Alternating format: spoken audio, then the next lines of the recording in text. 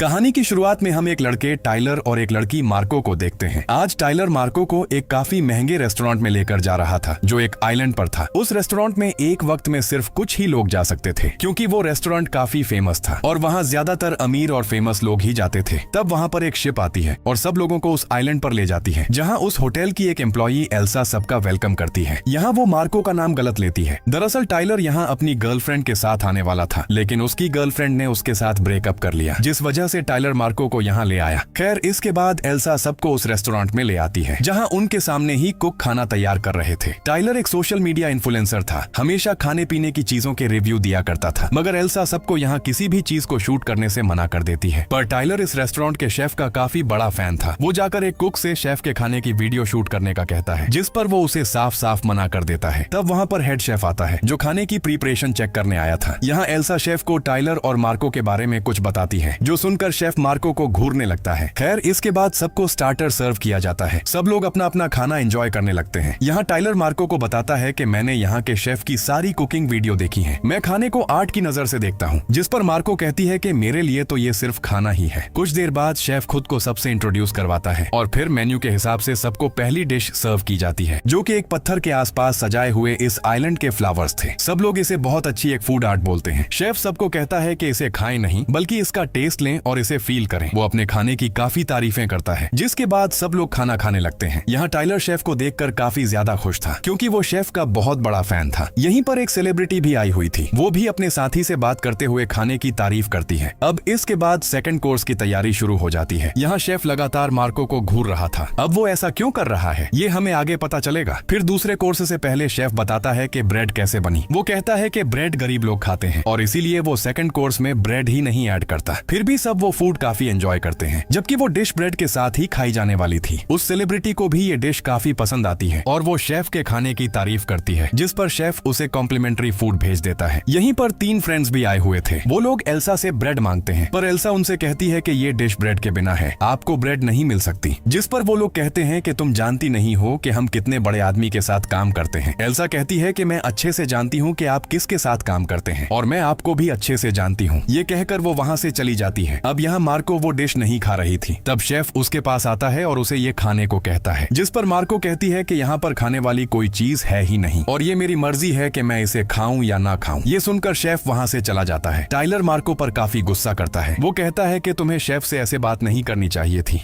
खैर इसके बाद थर्ड कोर्स की बारी आती है, जिसमें सबको टाकोस दिए जाते हैं और इस डिश का नाम मेमोरी था। यहाँ शेफ सबको अपनी मॉम से इंट्रोड्यूस करवाता है, जो हर वक्त ड्रंक रहती थी। यहाँ वो बताता है कि बचपन में मुझे टाकोस बहुत पसंद थे और लगभग हर रोज हम टाकोस खाया करते थे, मगर मेरे डैड काफी अब्यूसिव थे। एक दिन उन्होंने नशे की हालत में मेरी माँ को काफी मारा। अपनी माँ को बचाने के लिए उस दिन मैंने अपने डैड के पाँव में स्टैब कर दिया और टाकोस से मेरे ये सारी यादें जुड़ी हुई है, इसीलिए मैंने इसका नाम मेमोरी रखा है। फिर इसके बाद सबको टाकोस दिए जाते हैं। सबके टाकोस पर उन सब के पास्ट की एक एक इमेज लेजर से प्रिंट की गई थी, जैसे कि वहाँ एक एक्टर आया हुआ था और उन्होंने उसकी सबसे बुरी मूवी को प्रिंट किया हुआ था और सेलिब्रिटी की रेस्टोरेंट्स की प्रिंट पिक्चर्स थी जिन्हें उसने रिव्यू दिया था। यहाँ पर एक आदमी की पिक्चर में एक दूसरी लड़की थी, जिसे देखकर उसकी वाइफ उससे इस बारे में पूछने लगती है। वो आदमी कहता है कि ये कोई प्रैंक होगा, मैं इस लड़की को नहीं जानता। वहीं उन तीनों दोस्तों के टाकोस पर उनके इलीगल बैंक अकाउंट की डिटेल्स थी। वो तीनों फौरन एल्सा को बुलाकर पूछते हैं कि शेफ को इस बारे में कैसे पता चला, मगर एल्सा उन्हें कुछ नहीं बताती। टाइलर के टाकोस पर उसकी फूड की फोटो लेते हुए का प्रिंट था, जब वो चुपके से उनके खाने की फोटोज ले रहा था, मगर यहाँ पर सिर्फ मार्को के लिए कोई पिक्चर नहीं थी। अब ऐसा क्यों है ये हमें आगे पता चलेगा। यहाँ टाइलर अपनी पिक्चर देखकर मार्को से कहता है कि शेफ मुझसे नाराज होगा, मुझे उससे माफी मांगनी चाहिए। जिस पर मार्को कहती है कि तुम इतना ओवर रिएक्ट क्यों कर रहे हो। इस बात पर मार्को को उस पर काफी गुस्सा आता है और वो उठकर वहाँ से वॉशरूम में चली जाती है। तभी वहाँ शेफ आ जाता है, जो मार्को से पूछता है कि तुमने मेरी कोई भी डिश खाई क्यों नहीं, जिस पर वो बताती है कि मुझे भूख नहीं। तब शेफ उससे उसका नाम पूछता है। मार्को उसे अपना नाम बताती है, मगर शेफ कहता है कि तुम झूठ बोल रही हो, तुम्हारा नाम मार्को नहीं है। जिस पर मार्को थोड़ा घबरा जाती है और वहाँ से चली जाती है। इसके बाद अगले कोर्स की तैयारी शुरू हो जाती है। यहाँ शेफ अपने जूनियर शेफ को बुलाता है और सबको बताता है कि इसने मेरे साथ काम करने के लिए बहुत ज्यादा मेहनत की है और ये अपने काम में बहुत अच्छा है, मगर मेरी तरह परफेक्ट नहीं है। शेफ उससे पूछता है कि क्या तुम अपनी लाइफ से खुश हो, जिस पर वो इनकार कर देता है। फिर वो पूछता है कि क्या तुम्हें मेरी लाइफ चाहिए। चाहिए, मगर वो इस पर भी इनकार कर देता है। तब शेफ उसे हग करता है और उसे नेक्स्ट डिश सर्व करने का कहता है, लेकिन तभी वो जूनियर शेफ खुद को शूट कर लेता है। ये देखकर सब बुरी तरह डर जाते हैं, मगर शेफ किसी तरह सबको कन्विंस कर लेता है कि ये सब उसके मेन्यू का ही हिस्सा है, यानी कि ये असली नहीं है। जिसके बाद सबको अगली डिश सर्व की जाती है। डर के मारे कोई भी खाना नहीं खा रहा था। तब शेफ गुस्से से सबको खाने को कहता है और सब खाना खाने लगते हैं, मगर वो सब काफी डर चुके थे। इसलिए एक ओल्ड कपल एल्सा से कहता है कि हमें यहाँ से जाना है, लेकिन एल्सा साफ साफ मना कर देती है। तब शेफ के कहने पर वर्कर्स उस आदमी की फिंगर काट देते हैं। अब ये देखकर सब और ज्यादा डर जाते हैं, क्योंकि ये मेन्यू या उनके एक्ट का हिस्सा नहीं हो सकता था। यहाँ टाइलर अभी भी सुकून से खाना एंजॉय कर रहा था। तब शेफ मार्को को अपने पास बुलाता है। वो उससे कहता है कि ये सब मेरा एक प्लान है और तुम मेरे प्लान का हिस्सा नहीं हो। तुम्हारी वजह से मुझे अपना प्लान चेंज करना पड़ रहा है। वो कहता है कि आज यहाँ जितने भी लोग मौजूद हैं वो सब मरने वाले हैं। यहाँ मौजूद गेस्ट के साथ साथ सारा स्टाफ भी मरने वाला है। वो उससे कहता है कि अब तुम डिसाइड कर लो कि तुम्हें किसके साथ मरना है, गेस्ट के साथ या स्टाफ के साथ। ये सुनकर मार्को काफी घबरा जाती है। इसी दौरान उन दोस्तों में से एक लड़का वहाँ की खिड़की तोड़कर भागने की कोशिश करता है, लेकिन खिड़की नहीं टूटती।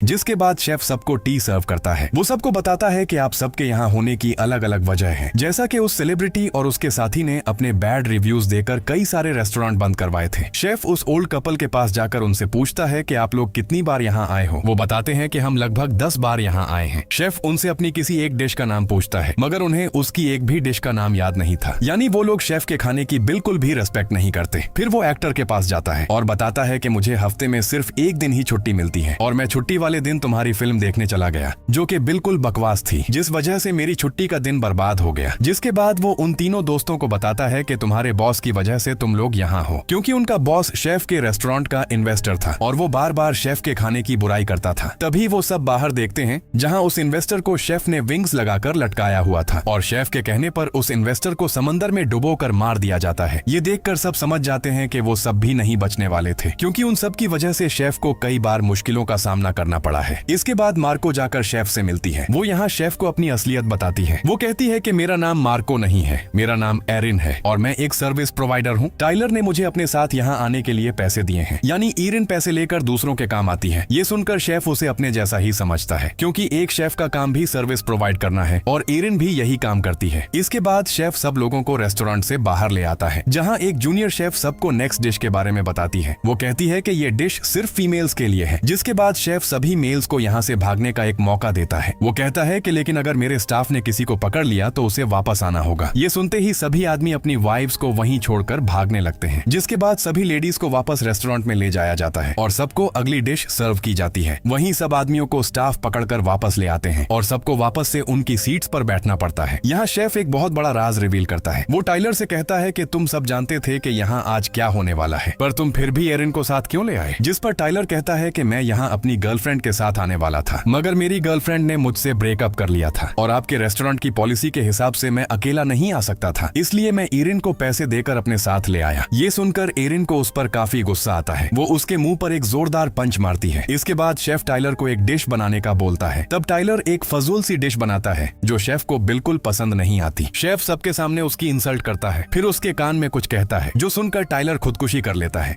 यहाँ जाहिर है शेफ ने उसे यही कहा होगा कि तुम खुद ही अपनी जान दे दो, वरना अगर मैंने तुम्हें मौत दी तो वो बहुत दर्दनाक होगी। इसलिए शायद मजबूरन उसने सुसाइड कर ली। कुछ देर बाद शेफ एल्सा से कहता है कि एरिन को स्टोर रूम की चाबी दे दो, क्योंकि एरिन अब हम में से ही एक है, और वो एरिन को स्टोर रूम में से एक ड्रम लाने का बोलता है। एरिन वो चाबी लेकर स्टोर रूम में एंटर हो जाती है, मगर वो चुपके से शेफ के घर चली जाती है, जहाँ पीछे से एल्सा आकर एरिन पर हमला कर देती है। वो चाकू से उसे जान से मारने की कोशिश करती है, लेकिन एरिन किसी तरह वो चाकू एल्सा में ही स्टैब कर देती है, जिससे वो मारी जाती है। तब एरिन को वहाँ एक दरवाजा दिखता है। वो चाबी से दरवाजा खोलकर उस रूम में आ जाती है, जहाँ दीवार पर हर तरफ शेफ की पिक्चर्स लगी हुई थी, और किसी भी तस्वीर में वो खुश नहीं था, मगर सिर्फ एक तस्वीर में वो काफी खुश नजर आ रहा था, जब स्टार्टिंग में वो बर्गर का स्टॉल लगाता था। मगर धीरे धीरे सब लोग उसके खाने की काफी बुराई करने लगे, जिस वजह से वो काफी मायूस हो गया और उसके चेहरे की खुशी खत्म हो गई। ये सब एरिन को भी समझ आ जाता है। तभी उसे वहाँ पर एक रेडियो नजर आता है। वो जल्दी से रेडियो से मदद मंगवाने की कोशिश करती है, जिसके बाद वो ड्रम लेकर वापस आ जाती है। यहाँ शेफ ईरिन से कहता है कि एक शेफ का काम गेस्ट का पेट भरना होता है, न कि फालतू की सजावट करना। यानी शेफ अपनी जिंदगी से तंग आ चुका था, इसलिए वो सभी गेस्ट और स्टाफ के साथ आज मरने वाला था। तभी वहाँ पर एक गार्ड आ जाता है जिसे ईरिन ने बुलाया था। गार्ड वहाँ इतने सारे फेमस लोगों को देखकर काफी खुश होता है और वो मूवी एक्टर से उसका ऑटोग्राफ मांगता है। एक्टर उसे ऑटोग्राफ देते हुए पेपर पर हेल्प अस लिख देता है। ये देखकर गार्ड फौरन अपनी गन शेफ पर पॉइंट कर देता है। ये देखकर सबको लगता है कि अब उनकी जान बच जाएगी, मगर ऐसा कुछ नहीं होता क्योंकि वो गार्ड भी शेफ के साथ मिला हुआ था। ये देख के सभी गेस्ट की आखिरी उम्मीद भी टूट जाती है। अब यहाँ ईरिन को एक आइडिया आता है। वो शेफ से कहती है कि मुझे बहुत भूख लगी है। शेफ उससे पूछता है कि तुम्हें क्या खाना है, जिस पर ईरिन कहती है कि मुझे एक सिंपल बर्गर और फ्राइज चाहिए। उस बर्गर में कोई सजावट नहीं होनी चाहिए। उसकी ये बात सुनकर शेफ के चेहरे पर हल्की सी मुस्कुराहट आ जाती है। वो काफी खुशी से ईरिन के लिए बर्गर बनाने लगता है। जिसके बाद जब वो उसे ये सर्व करता है तो ईरिन उसे खाकर उसकी काफी तारीफ करती है। आधा बर्गर खाने के बाद वो शेफ से कहती है कि बचा हुआ बर्गर मुझे पैक कर दो, मुझे घर लेकर जाना है। तब शेफ उसका बर्गर पैक करके दे देता है क्योंकि इतनी अरसे बाद किसी ने उसके खाने की तारीफ की थी। वहाँ से जाते हुए ईरिन टिप के तौर पर उसे कुछ पैसे देती है, जिसे देखकर शेफ काफी ज्यादा खुश होता है क्योंकि ईरिन ने उसे वो खुशी दी थी जिसकी वो कब से ख्वाहिश करता था। इसलिए वो ईरिन को वहाँ से जाने देता है। उसके जाने के बाद शेफ सबको लास्ट डिश सर्व करता है। वो टेबल पर और जमीन पर सारा खाना डाल देता है और सभी गेस्ट को मार्शमेलो पहनाकर पूरे रेस्टोरेंट में आग लगवा देता है, जिसमें वो खुद, पूरा स्टाफ और सारे गेस्ट जलकर मारे जाते हैं। वहीं ईरिन बाहर एक बोट में बैठकर उस आइलैंड से जाने लगती है। तभी उसे रेस्टोरेंट में एक धमाका होता दिखता है, जिसे देखकर वो समझ जाती है कि सारे गेस्ट और स्टाफ मारे जा चुके हैं, मगर उसे इस सब से कोई फर्क नहीं पड़ता। वो सुकून से बर्गर खाते हुए उस आइलैंड से निकल जाती है और बस इसी के साथ ये मूवी यहीं पर एंड हो जाती है। अगर वीडियो अच्छी लगी है तो वीडियो को लाइक और चैनल को सब्सक्राइब कर दें। Thanks for watching.